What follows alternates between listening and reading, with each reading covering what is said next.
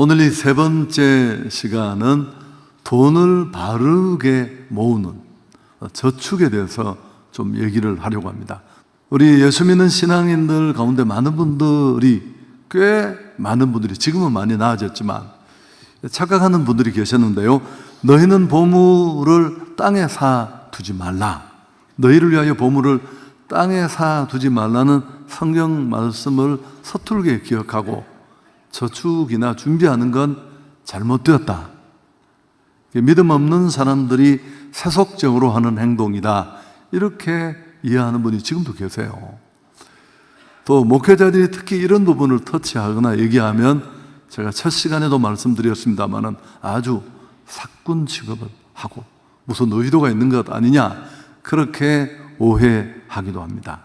여러분, 잘못된 생각이고요.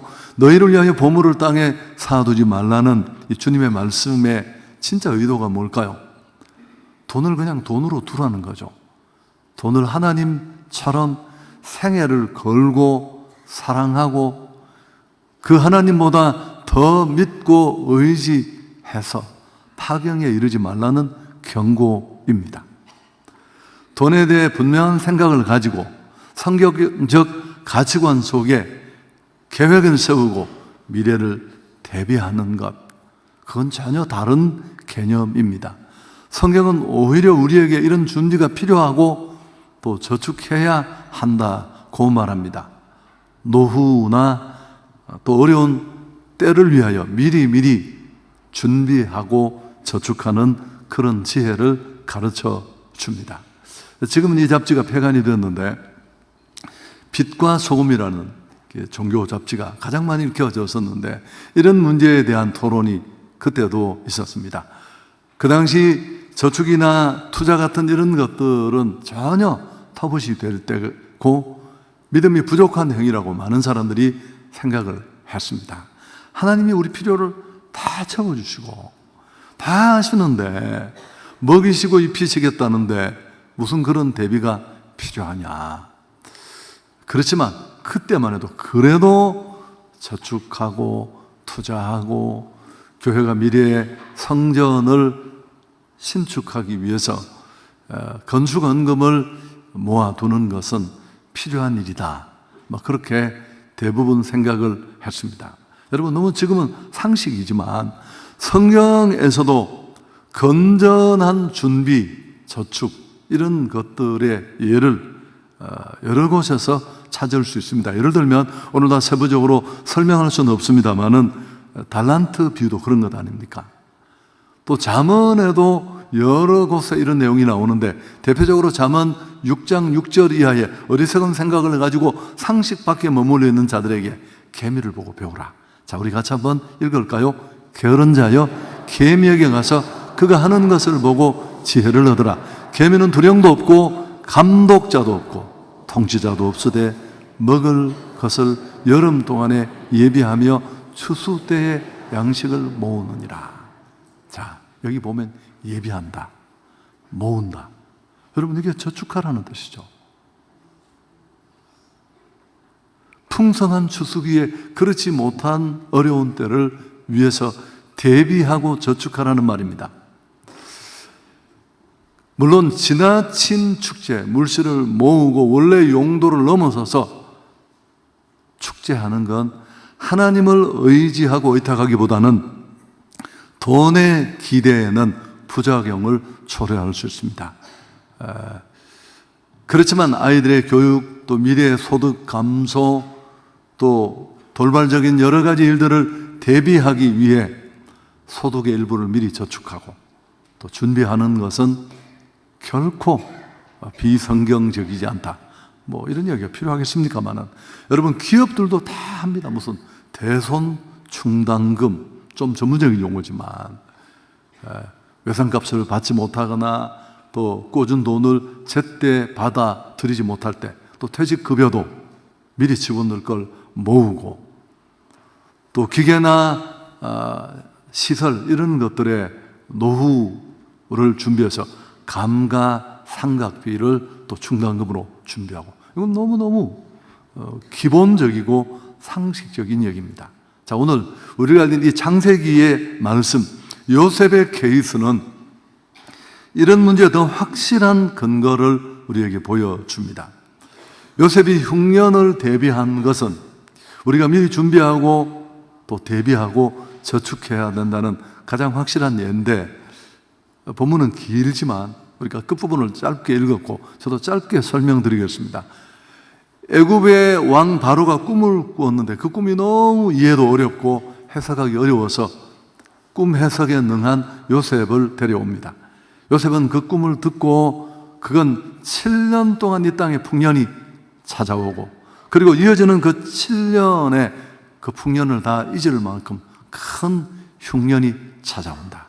그래서 그 풍년의 때에 7년 흉년을 대비해야 한다라는 게 요셉의 해석이었습니다. 그리고 그 내용을 애굽 왕에게 알려주잖아요. 바로는 그 해석을 듣고 너무 옳다고 생각하고 지혜로운 생각이라고 여겨서 요셉에게 그 일을 맡깁니다. 당신이야말로 일의 적임자가 아닌가. 그래서 요셉은 하나님의 계시대로 7년 풍년에 다가올 7년 흉년을 대비해서 창고를 짓고 곡식을 비축하게 됩니다. 경제총리인 요셉의 이 미래를 대비하는 전략이 뭐냐 하면 그 좋은 시간 7년 동안 20%를 미리 비축하고 저축해서 흉년을 대비한다. 자, 53절, 54절 다시 한번 같이 읽습니다. 애굽 땅에 7해 풍년이 그치고 요셉의 말과 같이 7해 흉년이 들기 시작하며 각국에는 기근이 있으나 애굽 온 땅에는 먹을 것이 있더라. 결과는 어땠습니까? 애굽만이 아니라 근동의 그 주변의 모든 나라가 도움을 받을 수 있었습니다. 사랑하는 여러분, 우리 인생에도 풍년이 있고 흉년이 있습니다. 오르막이 있으면 내리막이 있고, 승승장구 잘 될 때가 있으면 그렇지 않을 때가 있고, 최근에 또 임금도 그냥 계속 오르는 게 아니라 피크제가 있고, 특히 청년기와 장년기가 풍년의 때라면 노년기는 흉년의 때라고 할 수 있습니다. 수명학자들의 최근의 견해를 들어보면 우리 생각보다는 훨씬 차이가 나는데요. 물론 뭐 평균 수명, 또 최대 수명, 기대 수명 이렇게 표현이 다양하게 나누어져 있는데 지금 현재 기대하는 수명은 100세입니다. 이미. 최근에 성도들의 죽음을 간간히 우리가 그 알림을 통해 듣잖아요. 보면 90세 넘는 분이 꽤 많아요. 일본 같은 데는 엄청나고요. 이미 기대 수명은 우리 시대에 지금 100세를 넘어섰고 2050년이 되면 학자들의 견해를 보면 120세가 기대 수명이고, 또 최근에 몇 번 얘기했습니다만 학자들의 심각한 토론 끝에 나온 근거를 가진 연구 결과를 가진 데이터를 보면 전국적으로 150세를 기대한다. 기절 초풍을 아무도 안 하시네요. 여러분, 정말 잘못하면 준비가 안 되었는데, 여러분 100살, 120살 이건 진짜 재앙이 될 수 있잖아요. 청년과 장년의 때 그저 돈 잘 벌고 풍년 들었다고 흥청망청 그렇게 마음대로 서버리면 노년의 때 어떻게 될까요? 그렇습니다. 주변 사람에게 정말 민폐 끼치고 비참한 삶을 살 수 있습니다. 요새 아이들 외면하거든요. 예전하고 달라서, 전부는 아니겠지만 하나님은 우리가 그런 삶을 사는 것을 원치 않았습니다. 그래서 사실 저축하는 것은 돈에 매이지 않는 기본 필요를 확보하는 가장 첫걸음이에요. 여러분, 제가 오늘 이 시간에 사실 막 성도들에게 헌금을 하고 이렇게 하려고 이 설교가 시작된 게 아니에요. 그런 얘기도 당연히 나오겠지만 정말 좀 재정적인 자유, 내가 소득이 작고 나는 운이 없고 기회를 맞지 못해서 하나님이 나를 축복하지 않다, 아니에요. 그렇게 말할 수 있는 사람이 몇이나 될까요? 그래서 돈에 매이지 않는 기본적인 필요를 채우는 가장 기본 스텝이 저축이라는 겁니다. 그래서 저축은 돈을 모아서 축제하는 것이 아니라 사실은 이런 미래를 대비하는 작은 장치입니다. 섣부른 재테크보다는 차근차근 돈을 모으는 이 저축이 훨씬 우리가 생각하는 경제적 독립에 쉽게 갈 수 있는 확실한 길이다. 너무 평범하죠. 제가 얼마나 걱정이 되었으면 2부 설교를 하러 내려오면서 우리 행정목사에게 야, 오늘 설교가 너무 힘든 거 아닌가? 그런 얘기를 다 이해나 했을까? 그게 도움이 됐을까? 그 친구는 언제나 좋은 말을 합니다. 꼭 필요한 얘기였습니다. 확인할 길은 전혀 없습니다. 여러분, 그 모건 하우젤의 돈의 심리학이라는 책이 있습니다. 사실 제가 이 책을 앞에 소개하지 않은 거 위험하기 때문에 그럴 내용도 없지만 얼마나 그 책이 그 교훈이 있었으면 세상에 3천만 부가 팔렸겠습니까? 이 저자는 이 책 보면 다음 주쯤에 추천 도서로 나갈 텐데 사람들에게 저축을 하라고 설득해야 하는가 본인이 스스로 책 앞부분에 묻고 바로 답을 합니다. 그렇다고 해야 한다. 일정한 수준의 소득이 넘어서면 사람들은 대체적으로 세 가지로 나누어진다고 합니다. 저축을 하는 사람, 또 저축을 하기에는 나는 수입이 충분하지 않다라고 핑계대며 저축하지 않는 사람, 또 세 번째는 나는 저축할 필요가 없다. 많은 금액을 받는 사람들은 이런 기본 스텝을 놓칠 수 있거든요. 내가 무슨 저축이 필요할까? 결국 이 두 번째, 세 번째 사람들 때문에 이 책이 쓰여졌고 이 챕터를 할애한다. 그러면서 얘기를 합니다. 부를 쌓는 것은 경제적 자유는 투자 수익률과 거의 관계가 없다. 저축률과 관계가 있다. 얘기를 제가 자막으로 보여드리고 싶은데 또 괜히 그냥 성경만 자막으로 보여드리자. 여러분, 경제적으로 자유를 얻고 충분히 내가 사용할 그 금전적인 물질을 확보하는데 투자 수익률과는 거의 관계가 없고 저축률과 관계가 깊다. 믿기지 않으시지 않나요? 그러면서 이 모건 하우젤은 그의 통찰력을 보여주는데 너무 평범한 한 가지 예를 듭니다. 지루할 수 있지만 제가 이 얘기를 하려고 합니다. 몇 사람이나 책을 사서 보겠습니까? 1970년도 기억나실지 모르겠는데 석유 파동이 전 세계를 덮쳤습니다. 경제는 발전하고 석유를 사용하는 양은 날마다 늘어나고 세계 경제도 성장 추세고 이런 속도로 나아가면 석유가 동이 날 것이다. 그렇지만 다행히 석유는 동이 나지 않았습니다. 석유를 더 많이 찾아내고 유전을 개발하고 채굴 기술이 발전했기 때문이 아닙니다. 이게 키인데요. 석유 파동을 인류가 극복한 가장 큰 이유는 이전보다 더 에너지 효율이 나은 여러 가지 제품들을 만든 겁니다. 자동차도, 주택도, 공장도. 같은 양의 기름이면 훨씬 더 많이 오래 쓸 수 있는 효율성을 찾았다는 겁니다. 미국의 경우에 60% 에너지가 사용되면 예전처럼 할 수 있고 도로에 다니는 모든 차량들은 1975년에 비하면 에너지 효율이 2배가 되었대요. 전 세계가 에너지 위기를 넘긴 비결이 뭐라고요? 막 유전을 더 많이 찾고 막 개발하고 그래서 극복하는 게 아니라 에너지 사용을 줄이는 겁니다. 그리고 에너지 효율을 높은 여러 가지 것들을 개발해서 여러분, 뭐가 더 중요한지를 알 수 있는 대목인데 사실 에너지를 개발하는 이 기름, 유전을 개발하는 일은 우리 마음대로 할 수 있는 부분이 별로 없습니다. 그러나 에너지 효율성을 찾는 일은 너무너무 간단하고 우리가 할 수 있습니다. 차의 배기량을 줄이고 전등 하나를 끄고 코드를 안 쓸 때 다 뽑고 이건 누구나 할 수 있는 일입니다. 이 절약을 실천하는 일은. 그리고 우리에게 전적으로 달렸고 개선될 확률은 어떨까요? 내가 실천만 한다면 100%랍니다.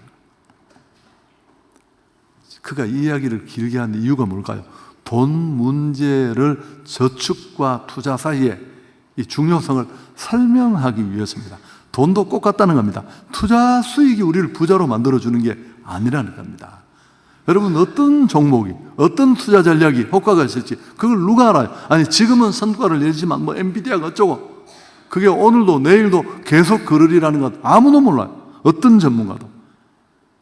어쩌면 석유를 캐내는 것보다 더 불확실성 위에 던져져 있습니다.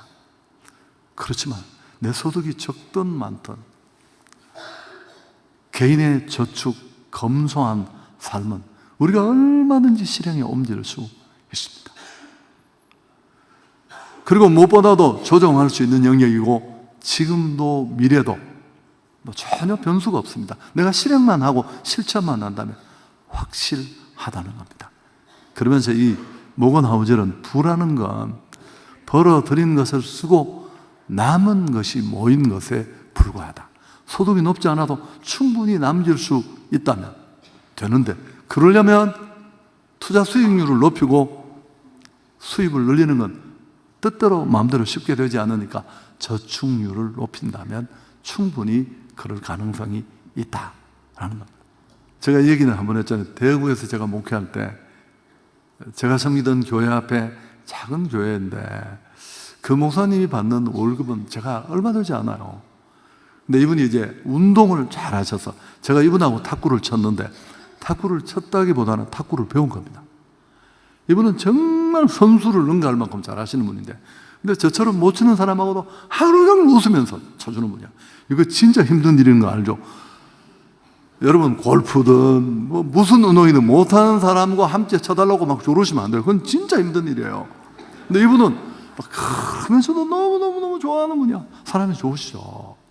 근데 저하고 친했는데 어느 날 그러더라고요.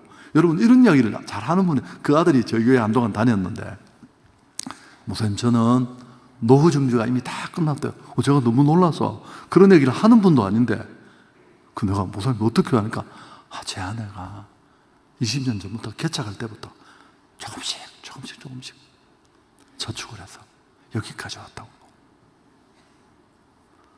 여러분 다음 시간에 제가 이 얘기를 하고 이 모건 하우젤의 책 앞부분에 두 사람 얘기가 나와.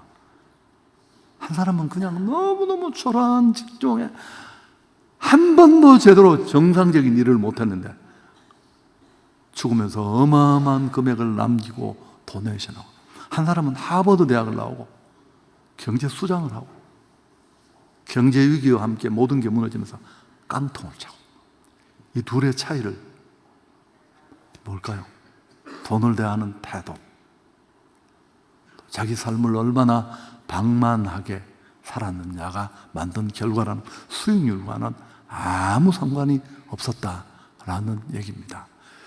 여러분 우리가 이렇게 되려면 이런 소득의 많고 적음을 떠나서 탓하고 상황 탓하고 기회 없었다고 말하지 않고 이런 돈에 매이지 않는 결과에 이르려면 일단 내 삶의 라이프 스타일을 조정해야 합니다. 충동구매, 사치, 욕망 이런 것들을 좀 조절할 수 있어야 됩니다. 첫 시간에 했던 행복 공식 기억이 나십니까? 행복은 소유 나누기 욕망입니다. 분모가 욕망이에요. 이 욕망이 분모가 작아지지 않는 한 분자가 아무리 소득이 늘어나고 투자 소득이 하늘처럼 커져도 결과는 점점 작아져. 분자를 늘리는 일은 쉽지는 않지만 그 대신 내가 지금의 삶에 만족해하고 감사해요. 다음 주일이 맥주 감사절이에요. 사실 도시인에게 맥주 감사절은 1년의 반을 돌아보는 겁니다. 참 빨리 지나갔지만 우리가 다행히 오늘 6월에 마지막 주일을 마지막 날 지키고 있는데 그분의 은혜가 곳곳에 있었고요. 그런 것들을 돌아보면서 그래서 여러분 결과는 월급이 늘어나고 소득이 늘어나는 것과 같은 격차를 만들 수 있습니다. 목은 또 이야기합니다. 투자 수익률을 0.1% 높이는데 얼마나 많은 시간이 들입니까? 공부를 제대로 한 경제학을 아주 세게 한 사람들이 막 그래프 그리고 머리를 동에 메고 맨날 죽을 고생하면서 그러다 정확하게 몰라요. 어디로 갈지. 여러분, 그러나 내가 내 삶을 간편하게 만들고 필요 없는 욕망을 내려놓고 지금 멈추고 만족할 줄 알면 2, 3% 줄이는 것 그냥 너무 쉽게 할 수 있다는 겁니다. 저축을 늘리는 가장 좋은 방법은 소득을 늘리는 것이 아니라 만족을 늘리는 겁니다. 아멘. 지금 감사하고. 그래서 이 모건 하우젤은 돈은 금융의 문제가 아니라 심리의 문제다. 그래서 이 책 제목이 돈의 심리학이 된 겁니다. 왜 저축해야 할까요? 청지기론을 우리가 알고 있지만 그런 이야기는 뒤에 하도록 하고, 돈의 횡포로부터 자유하기 위해서입니다. 또 상황에 휘둘리지 않기 위해서입니다. 금전에 매여서 불법에도 내가 끌려갈 확률도 줄어들고 내가 원하는 것을 할 수 있는 자율권을 얻습니다. 그리고 혹 예고 없이 찾아온, 다음 시간에 얘기하겠지만 투자의 기회나 건강한 투자의 기회가 왔을 때 그 일을 실행할 수 있는 시드머니가 되는 거죠.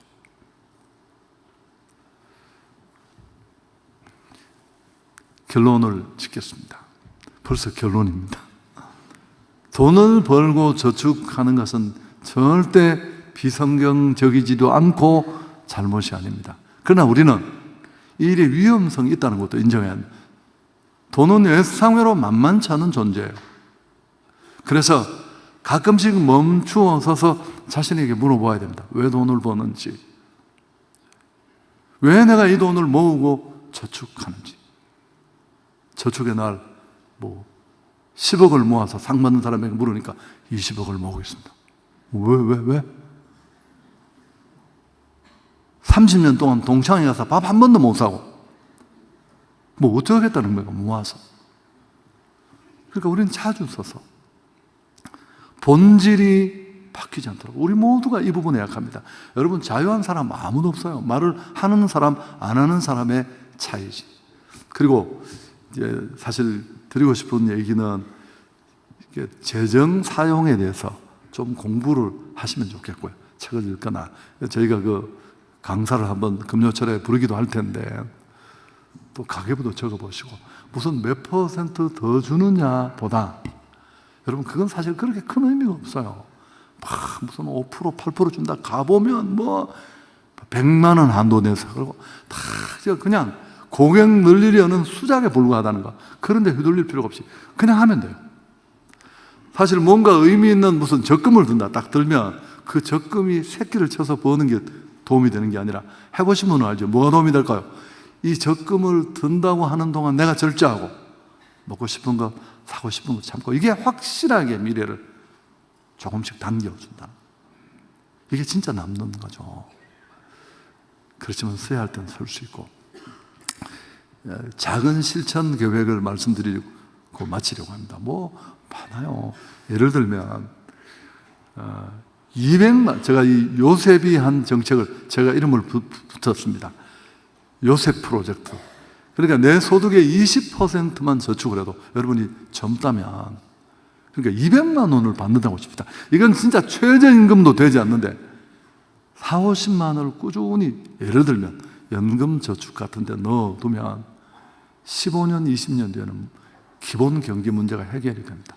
다 눈이 동그래지는데 그 동그래짐의 의미를 제가 이해하기는 참 어렵습니다. 이 설교가 위험한 게 뭔지 알겠죠?